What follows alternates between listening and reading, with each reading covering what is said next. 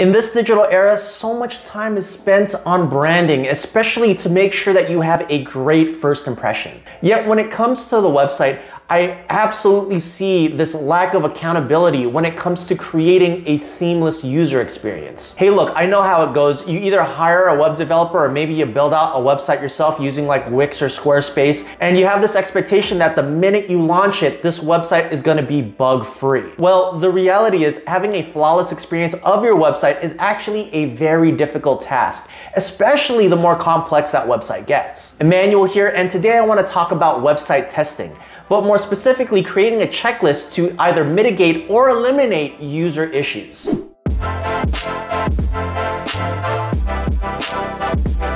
Because let's be honest, when you visit someone else's website and you see something not working, you get pretty upset. So you don't want that same feeling reciprocated with your website. And let's be honest, it does hurt your brand. So I'm sure you're asking yourself, why should I be testing my website in the first place? Well, testing helps resolve any potential issues when that website is actually in use. It ensures proper functionality and user experience. So my goal and intention for you today is to give you at least a framework or a checklist for you to utilize as you go into your website and test it out to make sure that everything is good. Now, before I get into the nitty-gritty of giving you this checklist of how you should be testing your website, I do want to set the expectation now that you need to be testing your website frequently. The first time is pretty obvious, upon launching your website. Look, you might have this expectation that your web developer is gonna go in there and test everything out and make sure everything's working hunky-dory, but the reality is you need to hold yourself accountable to testing your website yourself, because at the end of the day, you know the content that's being published on your website. You know your business more than your web developer, and that's why it's imperative that you go in and review this website yourself. The second time you need to be testing out your website is when there's an update to its core files. So for example, if you're using WordPress, every so often there's an email that goes out that says that your website has been automatically updated. And when that happens, that is a telltale sign or signal that you should be going in to test out your website. And this is simply because whenever core files are updated, sometimes there's scenarios where certain things are moved around or things break. And that's why we recommend going in and testing it out as soon as you see that the website has been automatically updated. And lastly, the third time you need to be testing your website is at least once a quarter. Look, you have to take this seriously and you need to be checking your website frequently, at least once a quarter, because at the end of the day, your website is your first impression.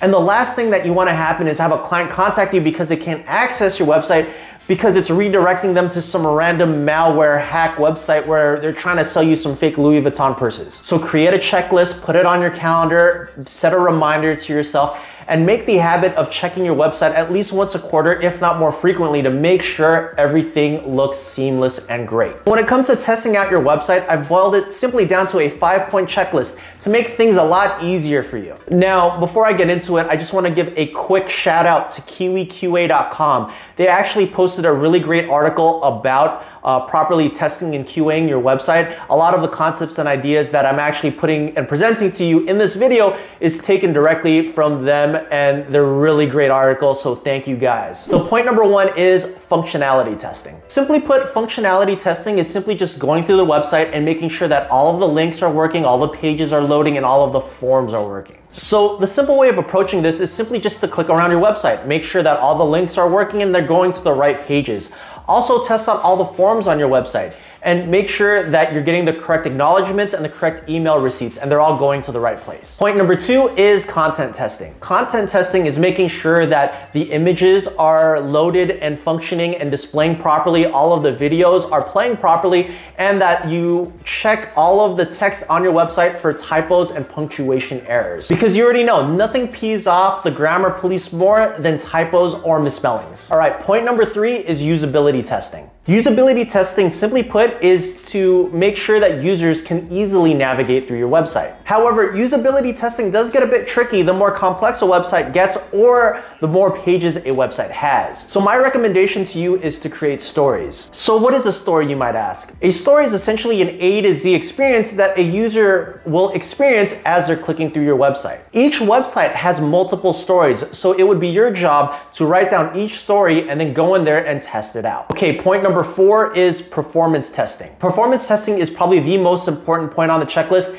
and it is a huge factor when it comes to the success of your website. And simply put, performance testing is in direct reference to the load time of your website. Now let me set this expectation for you right off the bat. Now, I'm sure you've heard of websites like Google Speed Test or maybe GT Metrics. There's a ton of websites out there that do audits on a check of your website. Okay, now I wanna have a quick heart-to-heart with you, and I'm gonna zoom in on my face real quick and explain to you that it is completely unrealistic to get a 100% grade on any of these websites. Look, let's be realistic here. Unless a website has very minimal text and a very minimal images and media, and chances are your website does not fall into that criteria, it is gonna be very difficult for you to get to 100% on any of these speed tests. There is one caveat to this. If you had a web developer that built out your website based off of all of the criteria on every single one of these speed test websites, yes, you probably could get to 100%, but it is very difficult to do and will likely set you back a very pretty penny because this is gonna be a ground up from scratch build. A more realistic expectation for using these types of speed test websites is just to make sure that your website loads fast. So my best recommendation for you is to click around your website and make sure that the pages are loading quickly. Typically a website should load in less than 3 to 5 seconds. If it's over, then you have a problem. If it's under or just about the medium or the mean, then you'll be okay. And the last point on this checklist, point number 5, is compatibility testing. Compatibility testing essentially means testing out your website on multiple devices. So that means testing it out on a desktop, on your mobile phone, and if you have one, a tablet. Just look through your website and all of these different platforms, and if everything looks flawless, then you're in good shape. By the way, here's a pro tip for you. If you don't want to keep juggling around on different mobile devices and your desktop to test, just simply do a quick Google search for cross-browser testing, and there's a ton of really great web applications out there that you can utilize.